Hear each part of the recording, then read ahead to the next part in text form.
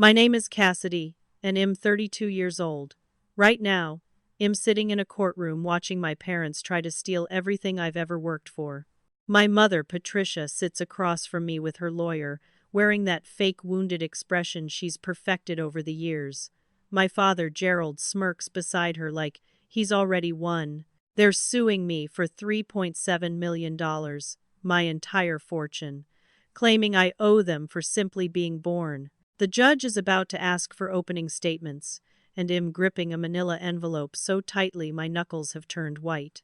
Inside this envelope is evidence that will destroy them, but they don't know that yet. They think I'm the same scared little girl who always did what they wanted. They're about to learn how wrong they are. Before we dive into how I ended up here, I want to know where you're watching from. Drop your location in the comments below. If this story resonates with you, hit that like button and subscribe, because what happens next is going to shock you. Trust me, you won't want to miss a single moment of how this all unfolds. Now, let me take you back to where this nightmare really began. Growing up in Portland, Oregon, I always thought my childhood was normal. My parents, Patricia and Gerald, weren't warm or affectionate, but they provided for me, and I believed that was enough. What I didn't understand until much later was that I wasn't their daughter in the traditional sense. I was their investment, their retirement plan disguised as a child. From the moment I could understand language, they drilled into me that I was special, that I was going to be successful, that I was going to make them proud.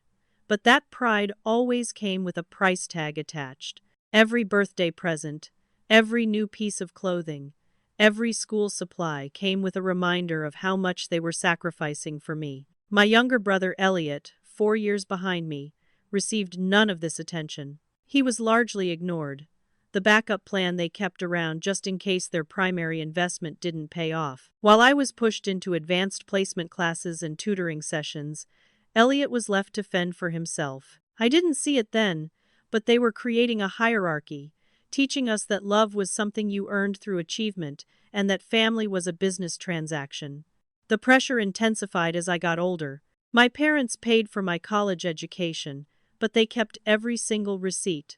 During arguments, which happened frequently, my mother would pull out a binder filled with documented expenses, tuition payments, room and board, textbooks, even the gas money for driving me to campus orientation. She had calculated it all down to the penny, $47,632. That number was burned into my brain because she repeated it constantly. We sacrificed $47,632 for you, Cassidy. Don't you ever forget that.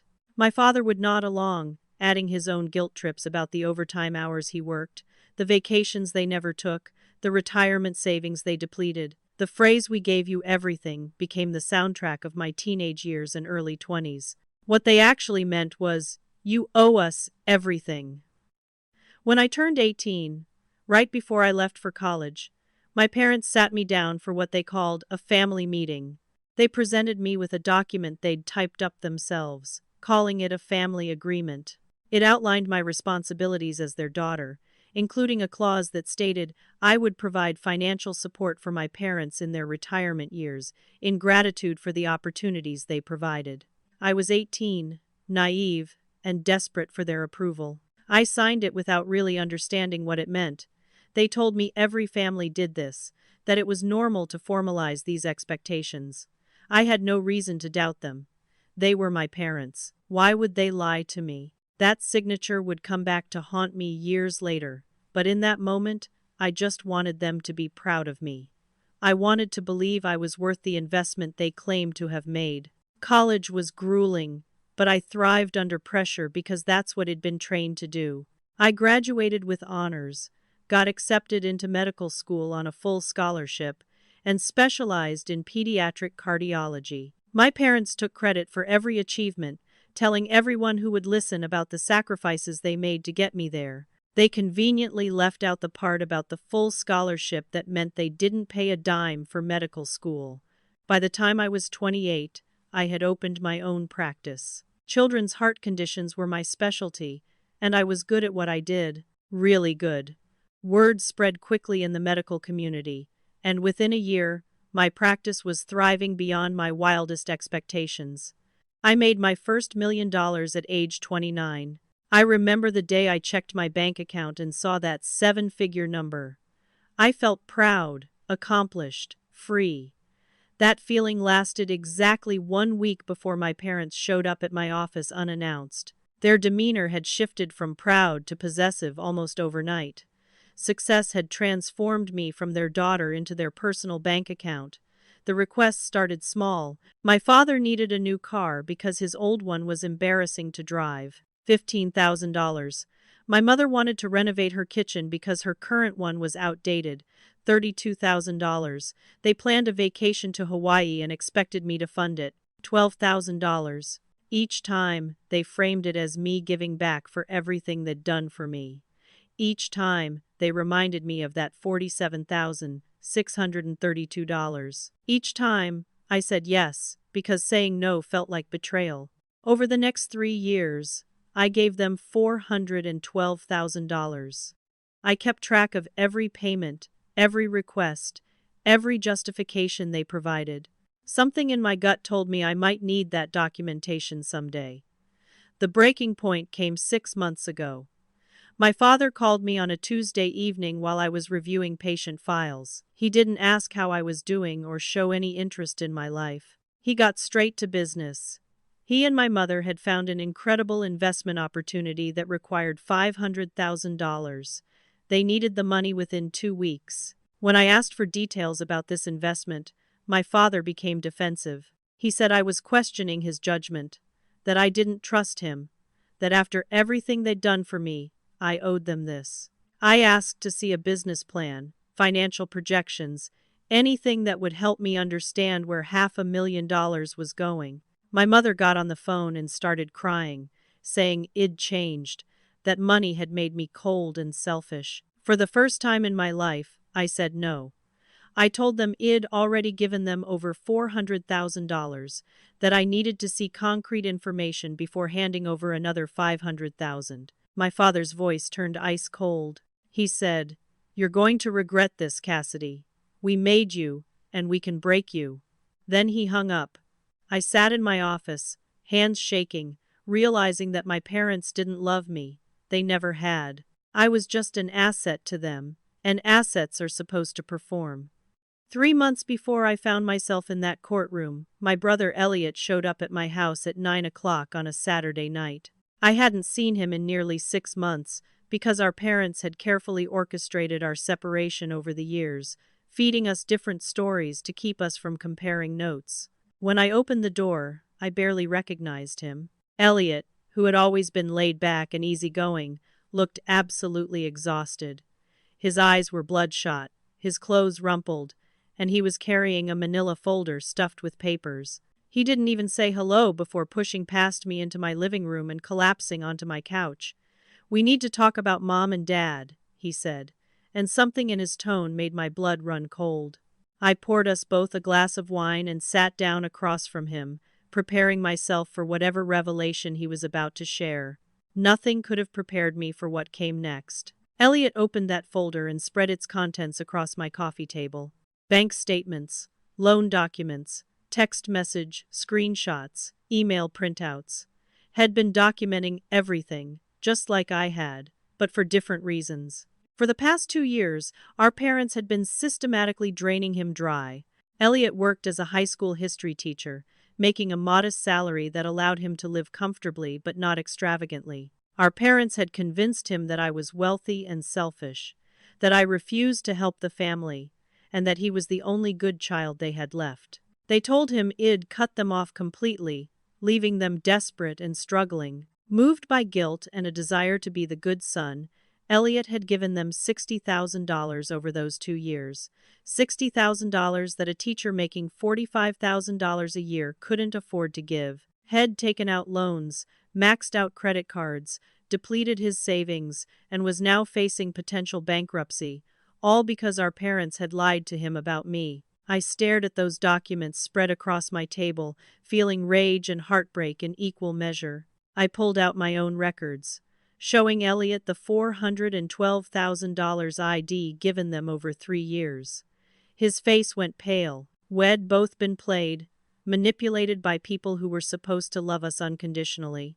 Our parents had deliberately kept us apart, feeding us contradictory stories to maximize their profit from both children. They told me that Elliot was doing fine, that he didn't need any help, that he was happy with his simple life. They told him that I was greedy, that I'd forgotten where I came from, that I'd abandoned the family. Neither story was true, but we'd both believed them, because why would parents lie about something like that? The answer, we were beginning to understand, was that they'd lie about anything if it benefited them financially. We spent hours that night comparing notes, piecing together the full picture of our parents' manipulation. The lies ran deeper than either of us had imagined. Every family gathering I'd missed because I was supposedly too busy with work coincided with times Elliot was visiting them. Every holiday Elliot spent alone was one where I was supposedly there but had refused to see him. They'd orchestrated our separation so thoroughly that we'd gone years barely speaking to each other, each of us believing the other didn't care. It was masterful manipulation, and it had worked perfectly until now. As we talked, another disturbing pattern emerged. Our parents owned their house outright, or at least they had 5 years ago. Elliot had helped them refinance it twice, signing as a co-borrower because they claimed they needed to consolidate debt. Where had that money gone? We started digging into public records, and what we found made us sick. Our father had a gambling problem. Not the kind where you blow a few $100s at a casino once in a while, but a serious, life-destroying addiction. Over the past 2 years alone, had lost $300,000 at various casinos throughout Oregon and Washington. $300,000, while telling both his children that he was broke and desperate. Our mother knew about it. She had to know because she'd been withdrawing money from their savings accounts to cover the losses. Bank records showed consistent large withdrawals, always just under the $10,000 threshold that would trigger reporting requirements. They weren't victims of circumstance or bad luck. They were addicts and enablers who viewed their children as renewable resources to fund their destructive behavior. The house was about to go into foreclosure because they'd bled it dry through refinancing, and instead of confronting their problems or seeking help, they decided the solution was to extract even more money from us. I told Elliot about my recent phone call with Dad, about the $500,000 investment opportunity I'd refused to fund. We both realized it wasn't an investment at all. It was probably another attempt to cover gambling debts or perhaps a last-ditch effort to save their house. When I'd refused, they'd needed a new strategy. That strategy, we would soon discover, was far more sinister than either of us could have imagined. I made a decision that night. I was cutting them off completely, and I encouraged Elliot to do the same. We were going to stop being their ATM machines and start being siblings who actually supported each other. The next day, I called my parents and told them I would no longer be providing any financial support, but I would pay for them to see a financial counselor and a gambling addiction specialist. My father laughed at me, actually laughed. He said they didn't need counseling, they needed cash, and if I wasn't going to provide it willingly, they'd find another way to get what they were owed. I should have taken that threat more seriously. 2 months before that courtroom confrontation, I was in the middle of a routine surgery when my office manager interrupted with an apologetic look. Someone was there to serve me with legal papers, and they refused to leave until I accepted them. I finished closing up my young patient, scrubbed out, and went to my office still wearing my surgical cap. A process server handed me a thick envelope, had me sign for it, and left without a word. My hands were shaking as I opened it. Inside was a lawsuit filed by Patricia and Gerald Morrison versus their daughter Cassidy Morrison. They were suing me for $3.7 million, the estimated total of my net worth. The legal claims were absurd and horrifying in equal measure. They were accusing me of financial elder abuse, claiming I'd promised to support them for life and had reneged on that promise, causing them severe emotional and financial distress. They wanted everything I had, down to the last penny. The lawyer they'd hired was named Harrison Fletcher, and even I had heard of him. He specialized in what he called family justice cases, but what everyone else called legal extortion. He was known for taking on questionable cases and using aggressive tactics to pressure settlements. His strategy typically involved maximum publicity and emotional manipulation, banking on the fact that most people would rather pay than endure the public humiliation. The lawsuit outlined their demands in excruciating detail. They claimed the family agreement Id signed at 18 was a legally binding contract that obligated me to support them indefinitely. They claimed that by succeeding professionally, Id validated their investment in me, and therefore owed them returns on that investment. They claimed Id caused them emotional distress by cutting off contact. They claimed they were facing homelessness and medical bankruptcy because of my selfish abandonment. Every single claim was either a distortion of the truth or an outright lie, but it was all there in official legal language, filed with the court, part of the public record. The local media picked up the story within 48 hours. I don't know if my parents tipped them off or if it was just the natural result of public court filings, but suddenly my private family nightmare was front-page news. Wealthy doctor abandons elderly parents, read one headline. Portland surgeon refuses to help, struggling parents, read another. My mother and father gave interviews to anyone who would listen, and they were disturbingly good at playing the victim. My mother cried on camera for a local news station, dabbing at her eyes with a tissue while explaining how she and my father had sacrificed everything to give me opportunities. She talked about working multiple jobs, going without luxuries, pouring all their resources into my education. She made it sound like they'd been destitute to put me through school, conveniently leaving out the full scholarship Id received. My father played the frail elderly veteran card, showing up to interviews looking weak and defeated. Head served in the military for 4 years back in his 20s, and now he acted like he was a disabled vet barely surviving. Neither of them mentioned the $400,000 ID already given them. Neither of them mentioned the gambling addiction. Neither of them mentioned that they'd been asking for $500,000 just months earlier. The impact on my professional life was immediate and devastating. Patients started canceling appointments. Parents who had trusted me with their children's hearts suddenly didn't want me anywhere near their families. I received hate mail at my office, some of it wishing death upon me for being such a terrible daughter. My social media accounts were flooded with messages from strangers, calling me every horrible name imaginable. Friends I'd known for years started distancing themselves because nobody wants to be associated with controversy. The parents at my daughter's school, I didn't have a daughter, but parents in my community started treating me like I had a contagious disease. I was being convicted in the court of public opinion before I ever had a chance to defend myself. My practice, which I'd built from nothing through years of hard work and dedication, was crumbling around me. I was losing patients, losing income, losing my reputation. Everything I'd worked for was being destroyed by 2 people who claimed to love me, but had only ever seen me as a source of income. Through all of this, only one person stood by me unconditionally. Elliot showed up at my house every evening after work, bringing dinner and support. Had cut off contact with our parents completely after our revelation about their manipulation, and they'd retaliated by telling everyone who would listen that both their children had abandoned them. But Elliot didn't care about their lies anymore. Had seen the truth, and he was determined to help me fight back. I hired a lawyer named Veronica Walsh, who specialized in family law and had a reputation for being tough and thorough. When I showed her the lawsuit and all the evidence I'd gathered about my parents' gambling and manipulation, she was cautiously optimistic. But she also warned me that family court judges often sympathized with elderly parents. The optics were bad. I was young, successful, and wealthy.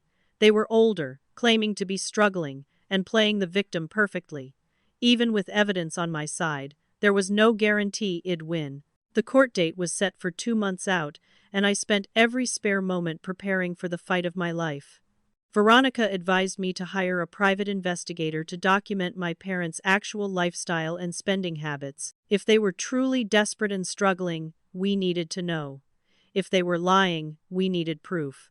I hired a man named Marcus Reed, who came highly recommended for his discretion and thoroughness. What Marcus uncovered over the next 6 weeks was even more disturbing than I'd anticipated. My parents weren't living in poverty. They weren't struggling to pay bills or buy groceries. They were maintaining an expensive lifestyle while crying poverty to anyone who would listen. Marcus followed them to expensive restaurants where they ordered premium steaks and bottles of wine. He photographed them at their country club playing golf and tennis. He documented shopping trips where they bought designer clothes and luxury items. Most damningly, he tracked them to 4 different casinos over a 3-week period, watching my father gamble away thousands of dollars while my mother sat beside him cheering him on. These were not people in desperate need. These were people who had developed expensive habits they couldn't afford and viewed their children as the solution to their financial irresponsibility. Marcus' full report landed on my desk 3 weeks before the trial, and it was even more comprehensive than I'd hoped. Along with the photographic evidence of my parents' lifestyle, Head subpoenaed bank records as part of the discovery process in the lawsuit. My mother had a secret bank account that neither Elliot nor I knew existed. It currently held $93,000. My father had sold a piece of inherited property 2 years ago for $150,000. Head never mentioned this sale to anyone, and the money had disappeared into the casino ecosystem over the following 18 months. Between the secret savings and the hidden property sale, my parents had access to nearly $250,000 that they'd concealed while simultaneously claiming to be on the verge of homelessness. The lies were so extensive and calculated that it took my breath away. These weren't desperate people making poor decisions. These were manipulators executing a long-term strategy to extract maximum money from their children while maintaining plausible deniability. But Marcus had uncovered something even more shocking, something that would change everything I thought I knew about my family. While digging through old court records looking for additional evidence of my parents' financial history, Head stumbled across a paternity case from 40 years ago. My father had another daughter, someone neither Elliot nor I had ever heard of. Her name was Jolene. She was 40 years old, and she was the product of a relationship my father had before he married my mother. Head denied paternity for years until a court-ordered DNA test proved he was lying. Head been ordered to pay child support, but according to court records, Head rarely made those payments. The case had been closed when Jolene turned 18, with thousands of dollars in unpaid support still outstanding. My father had abandoned a daughter, refused to support her, and spent decades pretending she didn't exist, and my mother had known about it the entire time.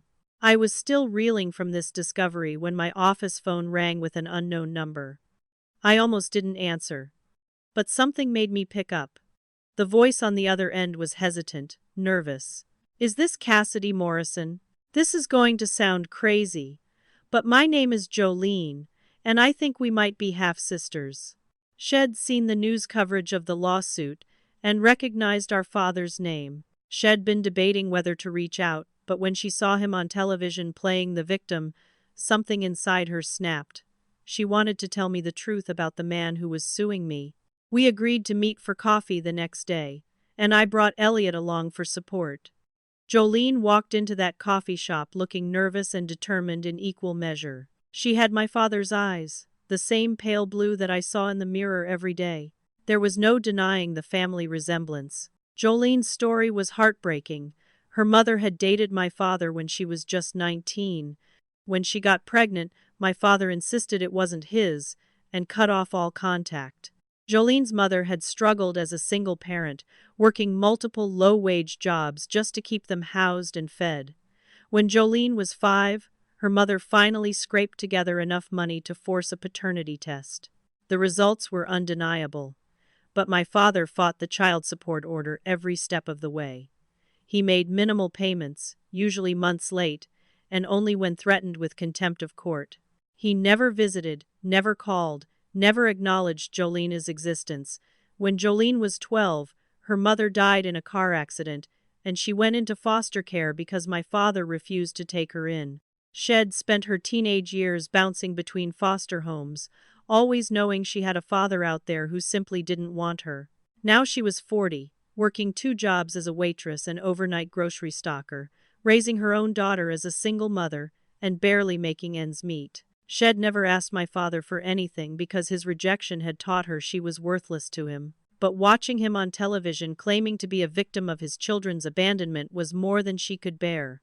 Elliot and I sat across from Jolene, listening to her story with growing horror and recognition. Our father had a pattern. He used people, took what he wanted from them, and discarded them when they were no longer useful.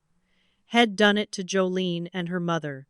Had done it to Elliot and me. Had probably done it to countless others we didn't even know about. Our mother had been complicit in all of it, helping him hide Jolene's existence, supporting his narrative that he was a good father who'd been wronged. They were professional victims and expert manipulators, and they'd been playing this game for decades. Jolene had brought her own evidence to our meeting, old letters from her mother to my father, begging him to be part of their daughter's life, court documents showing the pattern of unpaid child support, photos of a little girl growing up without a father who lived just 20 miles away. Shed kept everything, not out of hope that he'd change, but out of a need to prove to herself that she wasn't crazy, that he really was as awful as she remembered.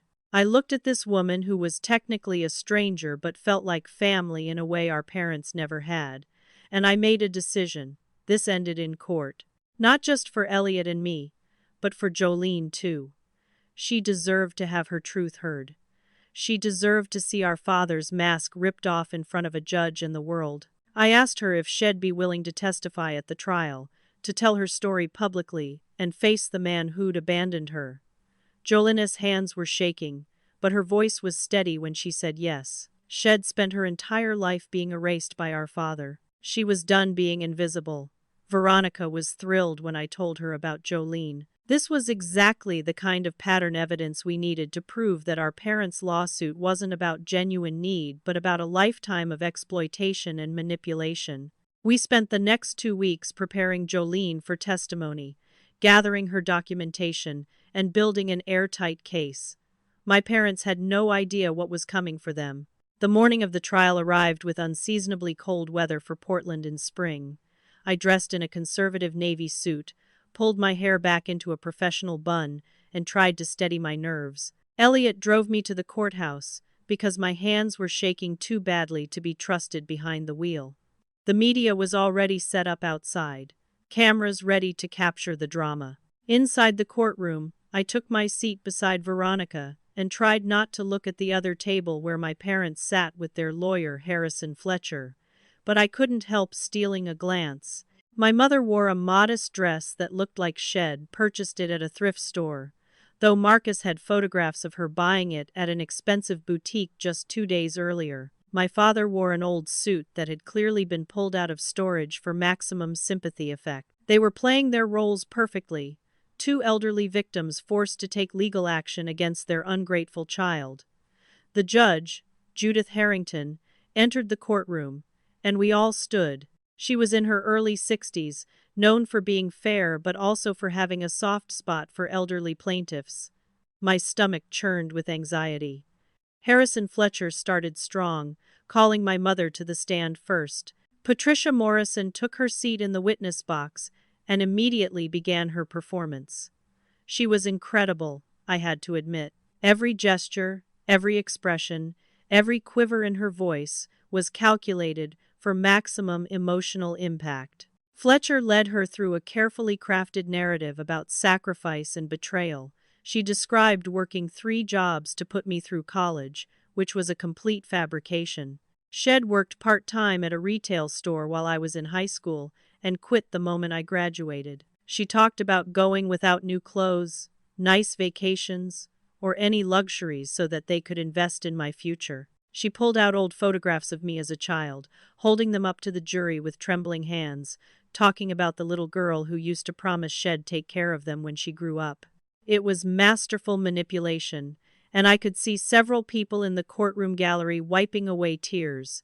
"We never asked for much," my mother said, her voice breaking perfectly on cue. "We just wanted our daughter to remember where she came from. We just wanted a little help in our old age, some assurance that we wouldn't end up homeless after everything we gave her." She described their current financial situation in dire terms. The house was being foreclosed on, they claimed. They couldn't afford their medications. They were eating 1 meal a day to save money. She was so convincing that if I hadn't known the truth, I might have believed her myself. Fletcher introduced the family agreement Id signed at 18 as evidence of a binding contract. He argued that Id knowingly and willingly agreed to support my parents and was now reneging on that promise. Veronica objected repeatedly, pointing out that contracts signed by 18-year-olds under pressure from their parents weren't automatically enforceable.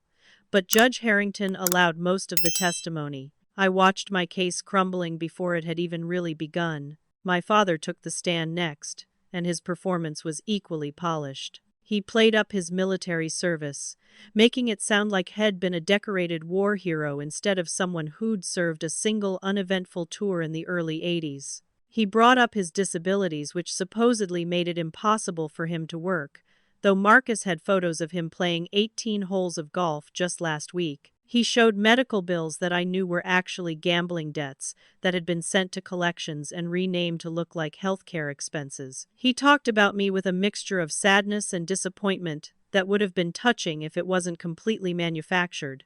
"I don't understand what happened to my little girl," he said, looking directly at me with watery eyes. "She used to be so kind, so caring. Then she got successful, made all that money, and suddenly we weren't good enough for her anymore. We're not asking for everything. We just want to live with dignity. Is that too much for a father to ask?" Fletcher brought forward character witnesses to support my parents' narrative. Neighbors who barely knew them testified that Patricia and Gerald seemed like lovely people who'd fallen on hard times. A friend from their church spoke about how active they were in the community and how they'd never complained about their struggles. One of my mother's former co-workers talked about how much Patricia had sacrificed for her children back when they worked together. None of these people knew about the gambling addiction, the secret bank accounts, the abandoned daughter, or the $400,000 I'd already given them. They only knew the carefully constructed public personas my parents had spent decades perfecting. Fletcher wove it all together into a compelling narrative. Loving parents who gave everything for an ungrateful daughter who abandoned them in their time of need. Judge Harrington appeared increasingly sympathetic as the morning wore on. She asked my parents gentle questions about their health and financial situation, and they answered with perfectly calibrated vulnerability. During the lunch break, I sat in a conference room with Veronica and Elliot, feeling defeated. Every strategic objection Veronica had raised had been overruled. Every piece of context Shed tried to introduce had been shut down as irrelevant. The judge seemed to have already made up her mind that I was a wealthy, selfish daughter who'd forgotten her obligations. Elliot grabbed my hand across the table. "Tell the truth," he said. "Tell all of it. That's all you can do." Veronica reviewed our strategy for the afternoon session. We were going to present our evidence systematically, building the case piece by piece until the full picture of my parents' manipulation became undeniable. She warned me that my testimony would be emotionally difficult, that Fletcher would try to rattle me, that I needed to stay calm and factual no matter what. I nodded, trying to channel the same composure I used in surgery when a child's life depended on my steady hands. This was just another high-stakes procedure, I told myself. I could do this. When we returned to the courtroom for the afternoon session, I noticed my parents looked confident, almost smug. They thought they'd already won. They had no idea what was coming. Veronica called me to the stand, and I walked up with my head held high. I'd been preparing for this moment for weeks, organizing my thoughts, practicing my testimony, steeling myself against the emotions that threatened to overwhelm me. I placed my hand on the Bible and swore to tell the truth, the whole truth, and nothing but the truth. Then I sat down, looked directly at Judge Harrington, and began to dismantle my parents' lies piece by careful piece. Veronica started with straightforward questions about my education and career. I explained that I'd received a full academic scholarship to medical school, meaning my parents had paid nothing for that education. I described building my practice from scratch, working 80-hour weeks, taking on enormous debt to fund the startup costs. My success wasn't handed to me by anyone. It earned every dollar through my own skill and dedication. Then Veronica asked me about the financial support I'd provided to my parents. I pulled out my meticulously organized records, every payment documented with dates, amounts, and the reasons my parents had given for needing the money. $412,000 over 3 years. I went through it category by category. $15,000 for a car, $32,000 for a kitchen renovation, $12,000 for a vacation, $25,000 for what they called emergency medical expenses, $8,000 for home repairs. The list went on and on. I provided bank statements showing every transfer, every check, every wire payment. Fletcher objected, claiming this was irrelevant since I'd given those gifts willingly. But Judge Harrington overruled him. She wanted to see the full financial picture, and her expression was beginning to change as she reviewed the documented payments. This wasn't a daughter who'd abandoned her parents. This was a daughter who'd been funding their lifestyle for years. Veronica then addressed the family agreement my parents were using as the basis for their lawsuit. I explained that I'd been 18 years old, about to leave for college, and desperate for my parents' approval when they'd presented me with that document. There had been no lawyer present, no explanation of legal implications, no opportunity for me to have it reviewed by anyone. They'd told me it was just a formality, that every family did something similar, that it was a symbol of our mutual commitment. I'd signed it because I trusted them, because I was young, and because I didn't understand that love shouldn't require legal contract. Veronica established that the document wasn't properly notarized, didn't meet the legal requirements for a binding contract, and had been signed under duress by a teenager with no legal representation. Judge Harrington made notes on this, and I could see her skepticism about my parents' case growing. Then I began describing the pattern of manipulation that had defined my entire life.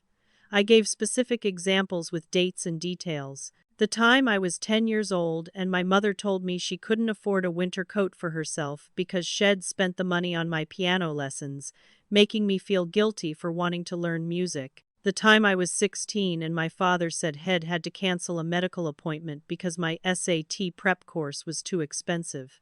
The constant reminders of how much I cost them, how much they sacrificed, how much I owed them. I described how they'd kept Elliot and me separated by telling us different lies about each other, how they'd systematically isolated us so we couldn't compare notes about their manipulation. Judge Harrington's expression had shifted from sympathetic to skeptical to something approaching concern. She was beginning to see that this case wasn't what it appeared to be.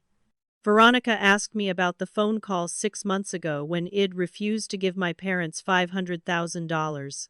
I recounted the conversation in detail, including my father's threat that I would regret this and that they made me and could break me. I explained that I'd offered to pay for financial counseling and addiction treatment instead of just handing over more cash. And they'd refused. They didn't want help with their problems. They wanted money to continue funding their lifestyle and gambling habit. Fletcher objected again, claiming I was making unfounded accusations about gambling. But Veronica calmly replied that we had extensive documentation to support every claim I was making. The judge instructed us to continue, and I could see my parents starting to look uncomfortable for the first time. Their confident smirks had disappeared, replaced by tension and worry. Then Veronica dropped the first bomb. She introduced casino records that had been subpoenaed as part of our discovery process. Over the past 2 years, my father had logged visits to 12 different casinos across Oregon and Washington. His documented losses totaled $347,000. This wasn't recreational gambling. This was a serious addiction that had consumed hundreds of thousands of dollars while my parents were claiming to be destitute. Veronica displayed the records on the courtroom screen, showing the dates, locations, and amounts. My father's face went pale. My mother looked like she wanted to bolt from the room. Judge Harrington studied the documents carefully, and when she looked up at my parents, there was no more sympathy in her expression. There was something much colder. She was beginning to understand that she'd been manipulated just like everyone else. The second bomb came next. Veronica revealed the secret bank accounts and hidden assets. My mother's account with $93,000 that she'd never disclosed despite claiming poverty. My father's property sale that had netted $150,000, also undisclosed. Combined with the gambling records, a clear picture emerged. My parents weren't victims of financial hardship. They were financially irresponsible people with expensive habits who'd burned through hundreds of thousands of dollars and now wanted to replenish their funds by suing their daughter. They had money. They'd always had money. They just wanted more, and they decided a lawsuit was easier than admitting they had a gambling problem and needed help. The courtroom was absolutely silent. Even Fletcher looked shocked, as if he was realizing for the first time that his clients had lied to him about the foundation of their case. Then Veronica called Jolene to the stand. My half-sister walked up with visible nervousness, but her voice was steady as she swore her oath. Veronica led her through her story gently but thoroughly. The 40-year-old secret daughter, the father who denied her existence, the minimal child support payments that came late or not at all, the mother who died, leaving Jolene to foster care while her father lived just miles away and refused to take her in, the lifetime of abandonment and rejection. Jolene pulled out old letters, court documents, photographs of a little girl who just wanted her daddy to love her. She looked directly at my father while she testified, and he couldn't meet her eyes. My mother sat frozen, her earlier tears completely gone, replaced by a mask of stone. Judge Harrington listened to every word, and by the end of Jolene's testimony, the judge's face had transformed into something resembling controlled fury. This wasn't just a lawsuit anymore.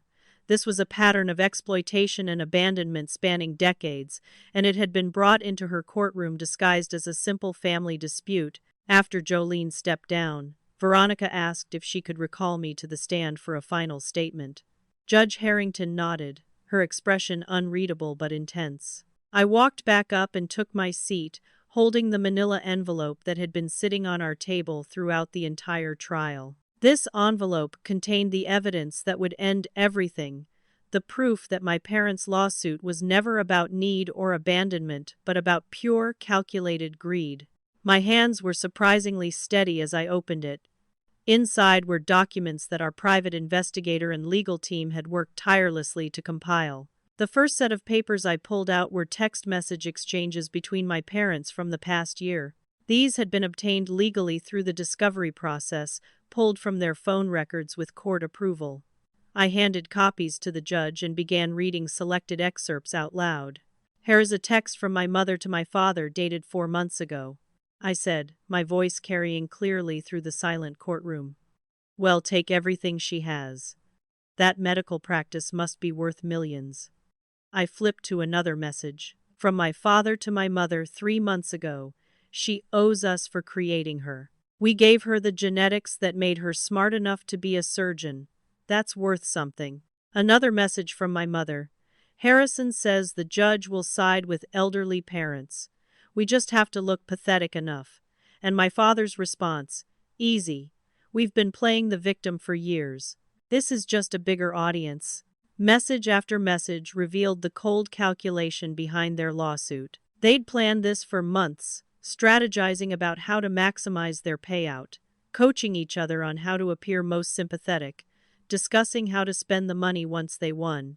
There was no mention of actual need, no discussion of being desperate or homeless, just two people excited about what they viewed as an easy payday. Judge Harrington read through the messages herself, and I watched the color literally drain from her face. Her hands were shaking slightly as she held the papers. She looked up at my parents with an expression I'd never seen on a judge before. It was a mixture of disgust, anger, and profound disappointment in humanity. But I wasn't done yet. I pulled out the second piece of evidence from my envelope.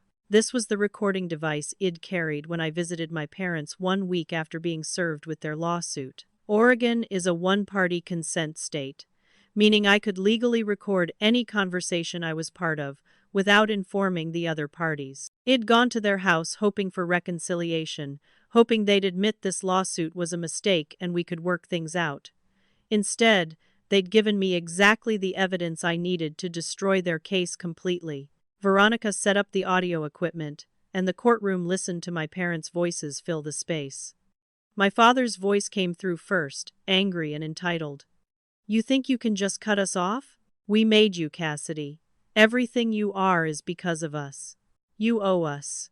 My mother's voice joined in, cold and calculating in a way the courtroom hadn't heard before. "This lawsuit is going to destroy you, your reputation, your practice, everything. Well, make sure everyone knows what kind of daughter you are." Then my father again. And this was the part that made Judge Harrington's face go from pale to almost gray. "We talked to Harrison. He says judges always sympathize with parents, especially old parents. The judge won't care about evidence or facts. She'll see two elderly people and a rich young doctor. And she'll side with us. It's human nature." The recording continued with my parents discussing their strategy in detail. My mother's voice: "We need to cry in court.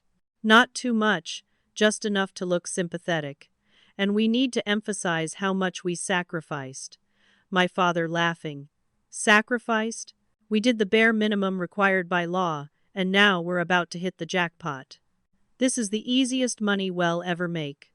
More laughter from both of them. Then my mother: "What are you going to do with your share?"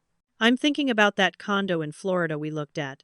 My father: "Pay off the casino markers first, then maybe a new car. A nice one this time. Maybe we'll take a cruise. We've earned it." They discussed how they'd spend my money with the same casual ease that people talk about spending a tax refund. There was no guilt, no shame, no acknowledgement that they were trying to destroy their daughter's life. Just excitement about their upcoming payday. The courtroom was absolutely silent, except for the voices on the recording. When it ended, you could have heard a pin drop. My mother's face had gone completely white, all the color drained away. My father looked like he wanted to disappear into the floor. Harrison Fletcher was staring at his clients with obvious shock and rage, realizing they'd lied to him about everything and potentially exposed him to professional consequences for bringing this fraudulent case. But I still wasn't finished. I pulled out the third set of documents from my envelope. These were medical records, obtained with my father's legally required consent as part of the lawsuit discovery process. My parents had claimed that my father was disabled and required expensive medical care they couldn't afford. The records told a different story. I handed the documents to Judge Harrington and summarized them for the court. "These are my father's medical records from his most recent VA physical examination, conducted just 2 months ago. The doctor's notes state," and I quote, "patient in remarkable physical condition for age. No chronic conditions requiring ongoing treatment. Blood pressure normal, cholesterol within acceptable range, no mobility limitations observed, has not disabled. He doesn't need expensive medications. The VA covers all his actual medical needs, at no cost to him. The medical bills they showed the court earlier aren't for treatments. They're collection notices from casinos that have been reworded to look like healthcare expenses." I pulled out side-by-side comparisons that our investigator had compiled, showing how gambling debts had been disguised as medical bills. It was fraud, pure and simple. Then I gave my final statement, and I poured everything I'd been holding back into these words. I looked directly at Judge Harrington, but I was really speaking to everyone who'd ever been manipulated by a parent, everyone who'd ever been made to feel like love was something they had to earn through achievement or money. "Your Honor, these people taught me from childhood that love was transactional. Every hug came with a price tag that I'd be expected to pay later. Every achievement wasn't celebrated for its own sake but valued for its return on their investment. I wasn't their daughter. I was their retirement plan, their lottery ticket, their insurance policy against the consequences of their own bad decisions. And when their primary plan, me, didn't pay out enough to fund their gambling addiction and expensive lifestyle, they found another child to exploit." I gestured toward Elliot, who was sitting in the gallery with tears streaming down his face. "When both of us finally said no, when we finally set boundaries and refused to keep enabling their destructive behavior, they didn't seek help. They didn't go to counseling or admit they had a problem. They sued me for everything I have. Not because they need it. The evidence shows they have resources they've hidden. Not because I haven't helped them. The evidence shows I've given them over $400,000 in 3 years. They sued me because they believe they own me. They believe that by giving birth to me, they purchased the right to unlimited access to my money for the rest of their lives. And they believed they could manipulate this court the same way they've manipulated everyone else. I pulled out one more photo from my envelope. It was the picture Jolene had given me, showing a 5-year-old girl with my father's eyes, standing alone because her daddy wouldn't come to her birthday party. They have a pattern, Your Honor. They use people until those people are no longer useful, then they discard them and find new targets. They did it to Jolene when she was a child who needed a father. They did it to Elliot when he gave them $60,000 and had nothing left to give. They're doing it to me now because I finally said no. This lawsuit was never about need or family obligation. It was about greed and manipulation, and they were so confident in their ability to fool people that they discussed it openly, never imagining anyone would call them on it. I took a deep breath and delivered my final line. I'm not asking you to punish them, Your Honor. Frankly, I think they're punishing themselves just fine with their choices. I'm just asking you to free me. Free me from the obligation to fund their irresponsibility. Free me from the guilt they've weaponized since I was old enough to understand language. Free me from the lie that I owe them my life because they gave me life. I'm asking you to tell them what I've finally learned to tell myself. No, just no. Judge Harrington called for a 10-minute recess, but we all knew she didn't need 10 minutes. She needed time to compose herself, to contain the fury I could see building behind her professional demeanor. When she returned to the bench, her face was set in grim determination. She didn't bother sitting down. She stood behind her bench, looked directly at my parents, and began speaking in a voice that was cold and controlled but vibrating with barely suppressed anger. In over 30 years on this bench, I have presided over thousands of cases, family disputes, criminal trials, civil suits of every variety. I have seen humanity at its best and its worst. I have seen genuine victims seeking justice, and I have seen manipulators seeking advantage. But I have never, in all my years wearing this robe, seen anything quite as calculated and cruel as what has been presented here today. My parents tried to maintain their victim personas, but it was crumbling fast. My mother attempted to interject, but Judge Harrington silenced her with a raised hand. You will not speak unless I ask you a direct question. You have said quite enough already, both in this courtroom and in those recordings we just heard. I'm going to address each aspect of this case systematically, because I want there to be absolutely no ambiguity in my ruling. She picked up the family agreement that my parents had claimed was a binding contract. This document, signed by an 18-year-old with no legal counsel, under pressure from her parents, is not worth the paper it's printed on. It is not properly executed, it lacks consideration, and it was obtained through duress. It has no legal standing whatsoever. The plaintiff's central claim is therefore without merit. Judge Harrington then addressed the financial claims.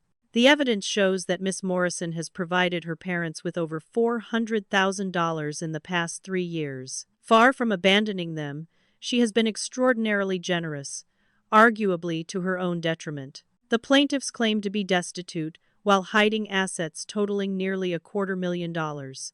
They claim medical necessity while being in excellent health, with all care covered by veterans' benefits. They claim to face homelessness while gambling away hundreds of thousands of dollars and maintaining a lifestyle that includes country clubs, expensive restaurants, and luxury purchases. These claims are not merely mistaken, they are fraudulent. The word fraudulent echoed through the courtroom like a gunshot. My father physically flinched. The judge continued her systematic dismantling of my parents' case. Perhaps most disturbing is the pattern of behavior toward the plaintiff's children. The testimony of Jolene Morrison regarding her abandonment by her father, supported by extensive documentation, establishes a decades-long pattern of using and discarding family members when they are no longer financially useful. The text messages and recorded conversations reveal that this lawsuit was never about need but about extracting maximum money through manipulation and deception. The plaintiffs discussed their litigation strategy in terms that make clear they viewed this court as just another mark to be conned. Judge Harrington's voice had risen slightly, her anger breaking through her professional composure. You discussed me personally in those recordings. You calculated how to manipulate my sympathies. You attempted to use my position and my courtroom as instruments of your fraud. I take that extremely seriously. Her ruling came swift and decisive. The lawsuit is dismissed with prejudice, meaning it cannot be refiled. Furthermore, the plaintiffs are ordered to pay the defendants' legal fees and costs, which I understand are substantial.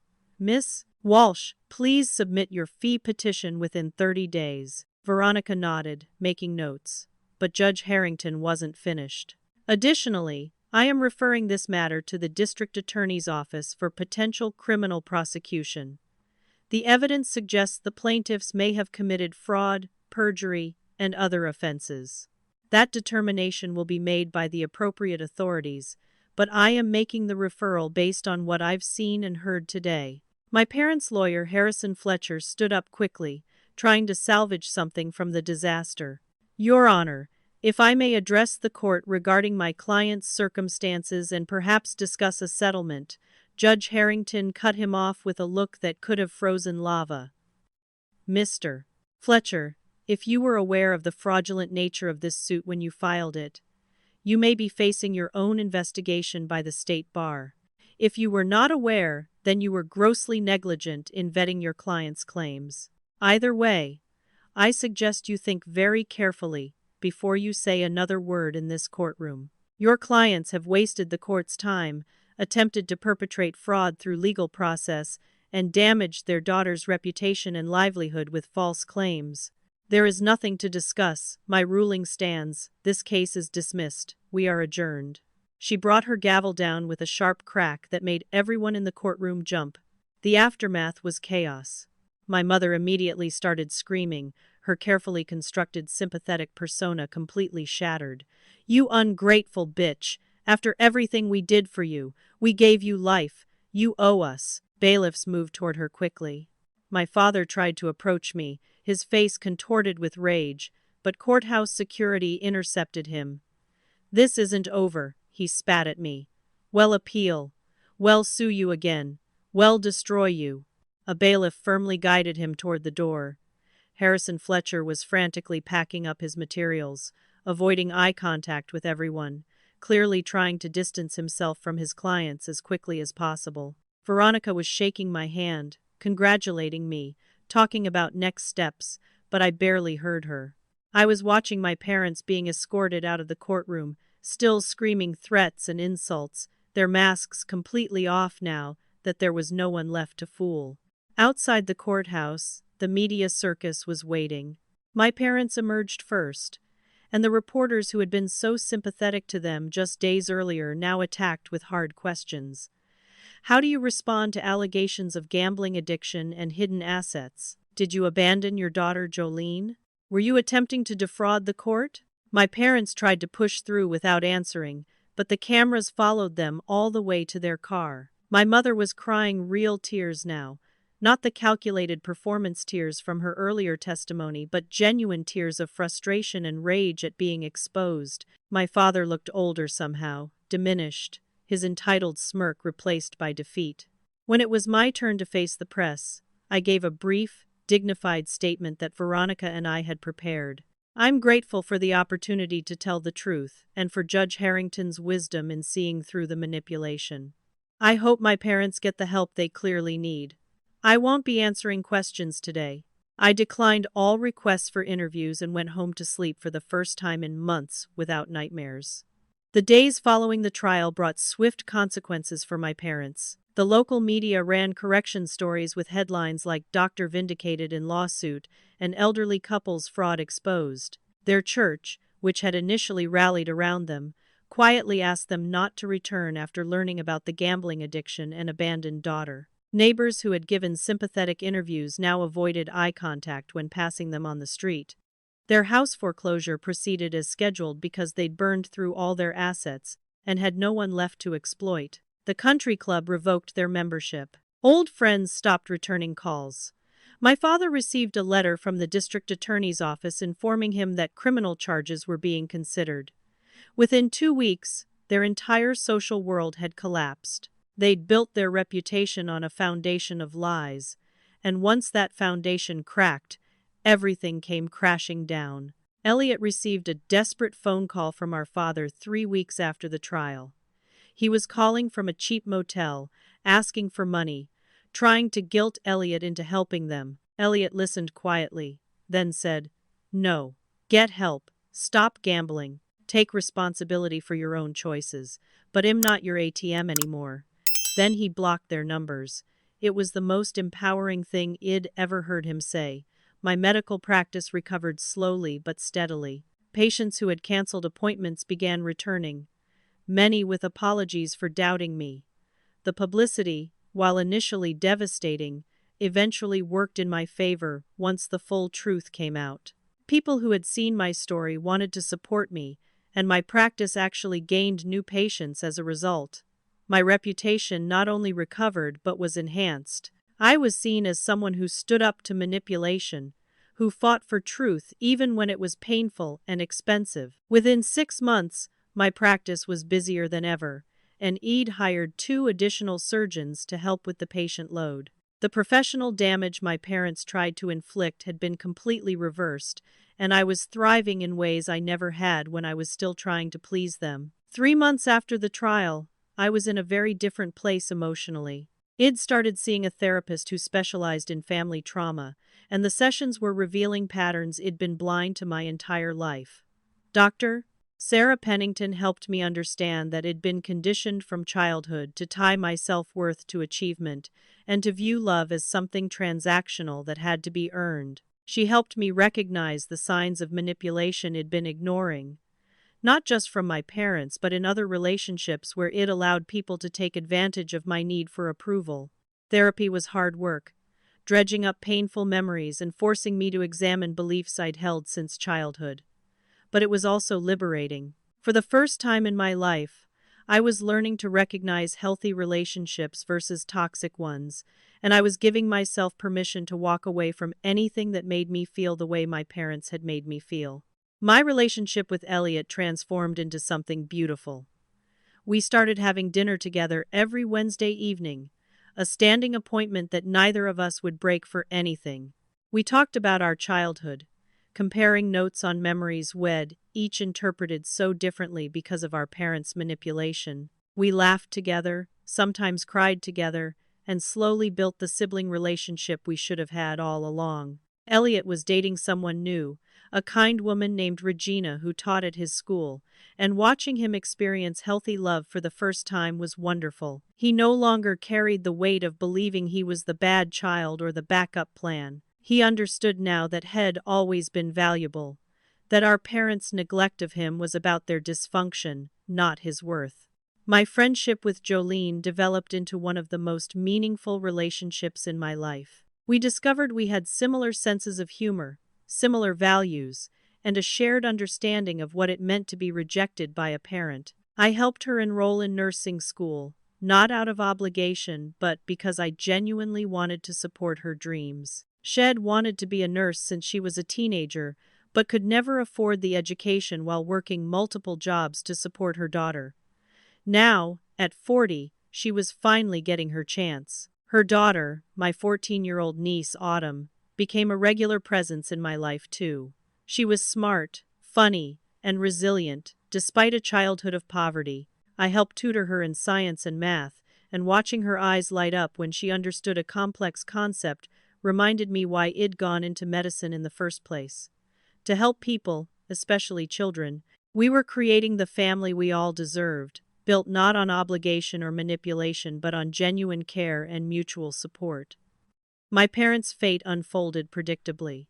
My father was formally charged with fraud and perjury related to the lawsuit. He accepted a plea deal that included probation, community service, and mandatory gambling addiction treatment. My mother filed for divorce, trying to protect whatever assets remained, but there wasn't much left to protect. Their house sold at foreclosure auction for a fraction of what it was worth. They moved into separate small apartments in cheaper parts of town. My father's gambling addiction remained untreated despite the court order because he refused to admit he had a problem.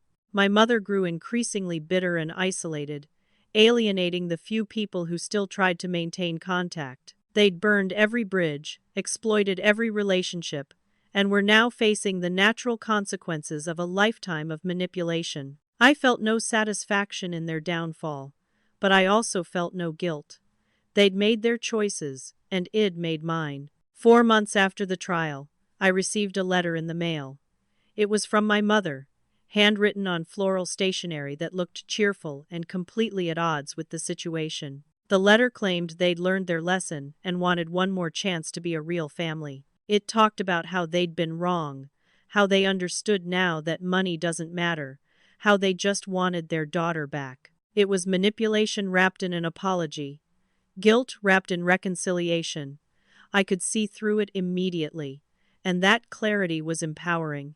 A year earlier, I might have wavered, might have felt obligated to respond, might have given them yet another chance.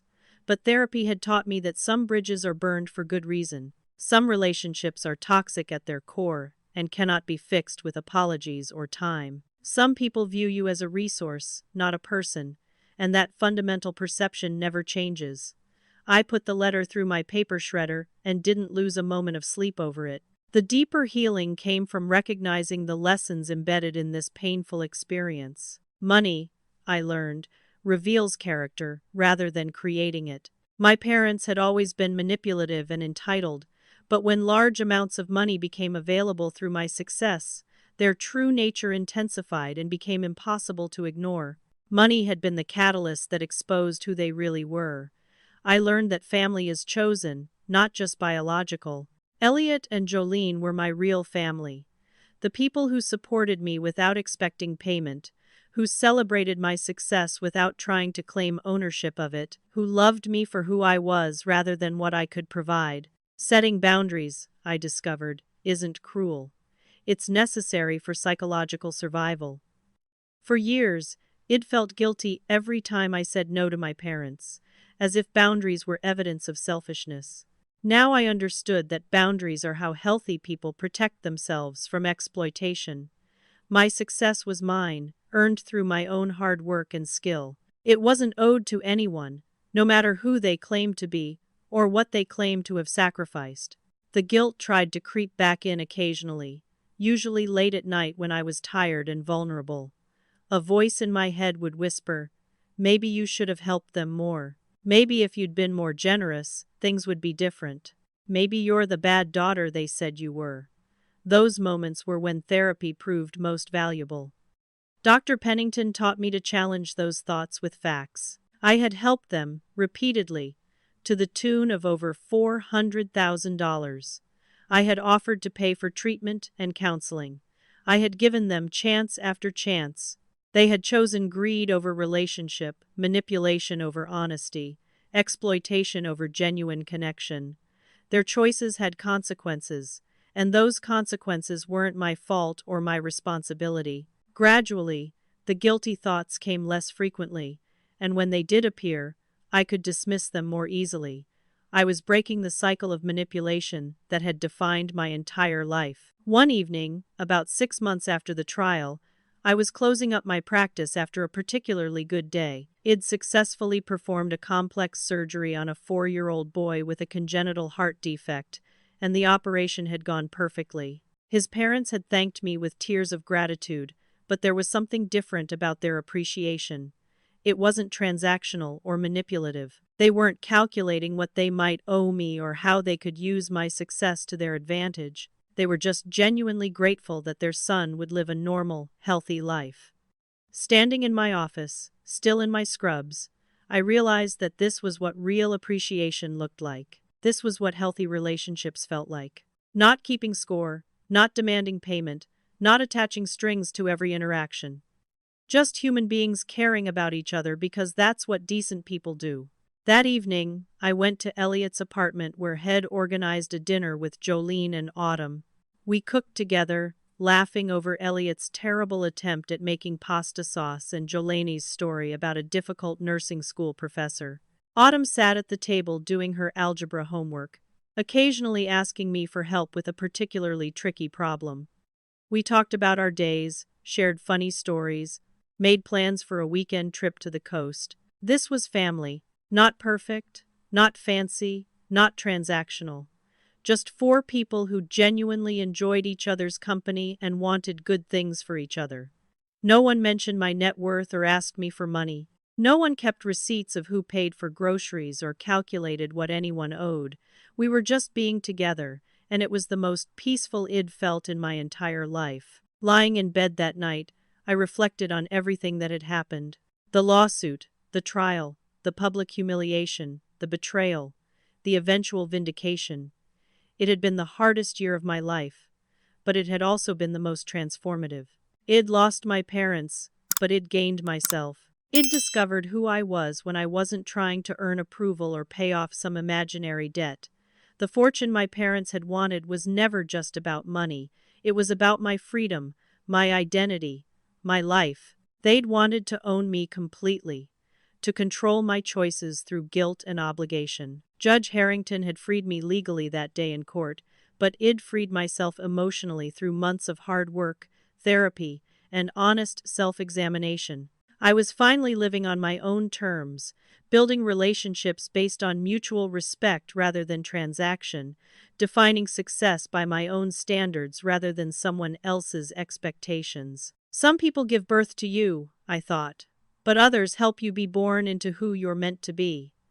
Dr. Pennington had helped me understand my patterns and break free from them. Elliot had shown me what genuine sibling love looked like. Jolene had demonstrated that family can be chosen and built, rather than just inherited. Even Judge Harrington, in her fierce defense of truth and justice, had helped me see that the world contained people who couldn't be manipulated by carefully constructed victim narratives. I finally knew the difference between people who claimed to love you and people who actually did. The former attached conditions, kept score, and expected payment. The latter supported you, celebrated you, and wanted your success even when they didn't benefit from it. If there's anything I want others to take from my story, it's this: know your worth beyond what others demand of you.